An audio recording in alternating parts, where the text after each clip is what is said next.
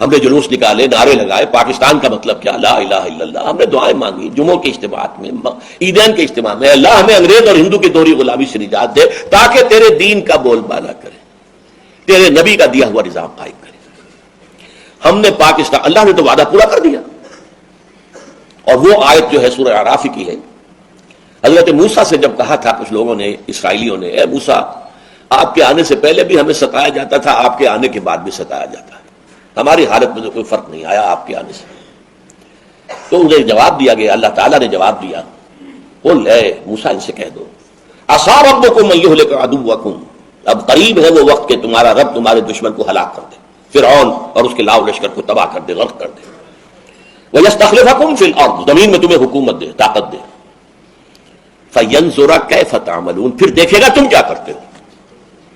اسی امتحان میں ہم 56 برس گزار چکے ہیں اور ہم نے اللہ سے وعدہ خلافی کی۔ اس وعدہ خلافی کا نتیجہ میں نے آیات جو پڑھی ہے شروع میں، سورہ توبہ کی 3 آیات۔ دنیا میں کوئی قوم اجتماعی طور پر اللہ سے کوئی وعدہ کر کے وعدہ خلافی کرے تو اس کی سزا کیا ملتی ہے؟ اس قوم میں اجتماعی طور پر نفاق اور منافقت کا مرض پیدا کر دیا جاتا ہے۔ نفاق اور منافقت جو کفر سے بھی زیادہ ناپسند ہے اللہ، ان المنافقین فی الدرک الاسفل من النار، منافقین جو ہے وہ جہنم کے سب سے نچلے درجے میں ہوں گے، اس کے لیے کہ حضور کی شفاعت سے انہیں محروم کیا گیا۔ استغفر لہم او لا تستغفر لہم لن یغفر اللہ لہم، آپ چاہے استغفار کریں ان کے لیے چاہے نہ کریں، اور سورہ توبہ میں تو ہے ان تستغفر لہم 70 مرۃ، آپ 70 مرتبہ بھی استغفار کریں گے تب بھی ہم معاف نہیں کریں گے۔ وہ ہے منافق۔ چنانچہ ان آیات میں کیا کہا گیا، میں نے بارہا اس کو بیان کیا ہے، وَمِنْهُمْ مَنْ عَاهَدَ اللَّهُ، مدینہ کے منافقوں میں ایک قسم ان کی ہے جنہوں نے اللہ سے عہد کیا تھا، لیکن آتانا من فضلہ، اگر اللہ ہمیں اپنے فضل سے نواز دے گا، غنی کر دے گا، دولت مند کر دے گا، لنصدقن، خوب صدقہ خیرات کریں گے، ولنکونن من الصالحین، اور ہم نیک لوگوں میں سے ہو جائیں۔ فلما آتاہم من فضلہ، جب اللہ نے انہیں اپنے فضل سے نواز دیا، بخلوا بہ، اب بخل سے کام لیا، تجوریوں کے دروازے مقفل، بخلوا بہ، اور انہوں نے اللہ سے اعراض کیا، اس لیے اللہ تعالیٰ نے فَعَاقَبَهُمْ نِفَاقًا فِي قُلُوبِهِمْ، اللہ نے ان کے دلوں میں نفاق کی بیماری پیدا کر دی، إِلَىٰ يَوْمِ يَلْقَوْنَهُ، یہ خطرناک ترین الفاظ ہیں اس سورت کے۔ وہ نفاق قیامت کے دن تک قائم رہے گا، برقرار رہے گا، نکلے گا نہیں۔ یہ اللہ جب یہ میں پڑھتا ہوں، عام طور پہ میں رک جاتا ہوں، یہ الفاظ ادا نہیں کیا کرتا، عَاقَبَهُمْ نِفَاقًا فِي قُلُوبِهِمْ پہ بات ختم کرتے ہیں، آگے کے الفاظ لرزہ طاری کرتے ہیں، اِلَىٰ يَوْمِ يَلْقَوْنَهُ، اس دن تک جو ملاقات کا دن ہوگا قیامت کا، اس وقت تک نفاق یہ رہے گا، بما اخلف اللہ ما وعدوہ، بسبب اس خلاف ورزی کے جو انہوں نے اللہ سے وعدہ کیا ہوا اور اس میں خلاف ورزی کی، وبما كانوا یکسبون، اور وہ جو جھوٹ بولتے رہے کہ ہم ایسا کریں گے۔ تو پاکستانی قوم اس وقت اس اعتبار سے اجتماعی منافقت کا شکار ہے۔ کچھ افراد ہیں جو لگے ہوئے ہیں، کوشش میں رہے اور ہے اب بھی کہ یہ قوم جو ہے بھٹکی ہوئی اپنی راہ، اپنی منزل کو دوبارہ یاد کر لے، کبھی بھولی ہوئی منزل بھی یاد آتی ہے راہی کو۔ کچھ لوگ ہیں وہ مستثنا ہیں، لیکن آپ کو معلوم ہے ایکسیپشنز پروو دی رول، استثناءات جو ہوتے ہیں اس سے تو پھر کوئی قانون بالکل ثابت ہو جاتا ہے، یہ تو مستثنا ہے، رول از سم تھنگ ایلس۔ وہ رول کیا ہے؟ آج ہم بحیثیت مجموعی دنیا کی منافق ترین قوم ہے۔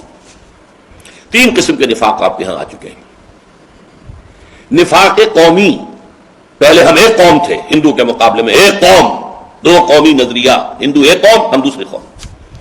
آج ہم نفاق باہمی میں قومیتوں میں تحلیل ہو گئے، اب قومیت ہے، 4 تو شروع سے تھی، پنجابی، پٹھان، بلوچی، سندھی، اس میں اضافہ ہوا ہے، سرائکی قومیت وہ بھی مدعی ہے، ہماری علیحدہ قومیت ہے۔ یہ نفاق باہمی ہے۔ نفاق کردار، جھوٹ، وعدہ خلافی اور خیانت۔ حضور نے فرمایا آیت المنافق ثلاث، 3 نشانیاں ہیں منافق کی۔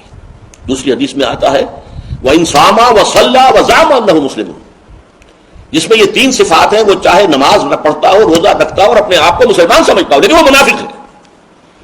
اب وہ 3 علامتیں کیا ہیں؟ جب بولے جھوٹ بولے، جب وعدہ کرے خلاف ورزی کرے، کہیں امین بنایا جائے تو خیانت کرے۔ یہ تینوں چیزیں ہمارے ہاں عوامی سطح پر جس طرح ہیں وہ تو سب کو معلوم ہے، لیکن جو زیادہ قابل توجہ قابل ہضم بات ہے وہ کیا ہے کہ ہمارے ہاں جو جتنا اونچا ہے اتنا ہی جھوٹا، اتنا ہی وعدہ خلاف اور اتنا ہی بڑا خائن ہے۔ اربوں کی خیانتیں ہوتی ہیں، اب وہ سینکڑوں ہزاروں والی بات تو ختم ہو گئی، غبن غبن در غبن۔ اس نفاق کے ہم اس وقت مریض ہیں۔ اسی کا ایک اور نقشہ، اس کے نتیجہ یہ ہو سکتا ہے جیسا کہ میں نے کہا کہ اللہ کا عذاب ادنا کی شکل میں آ چکا ہے 1971 میں، زبردست شکست، 93,000 ہمارے قیدی ہندوستان کے پاس گئے، پاکستان 2 لخت ہو گیا، بدترین شرمناک شکست۔ ہمارے ٹائیگر جنرل نے اپنا پستول پیش کیا۔ یہ ہے عذاب ادنا۔ قرآن مجید میں سورہ سجدہ میں آئے تھے وَلَنُذِيقَنَّهُم مِّنَ الْعَذَابِ الْأَدْنَىٰ دُونَ الْعَذَابِ الْأَكْبَرِ، ہم انہیں مزہ چکھائیں گے چھوٹے عذاب کا بڑے عذاب سے پہلے۔ چھوٹا عذاب کیا ہے؟ یہ جو اللہ ذرا جھنجھوڑنے کے لیے، بیدار کرنے کے لیے، شاید جاگ جائے، کبھی قحط آ گیا، کبھی کچھ اور آ گیا، کبھی سیلاب آ گیا، اللہ کی طرف متوجہ ہو۔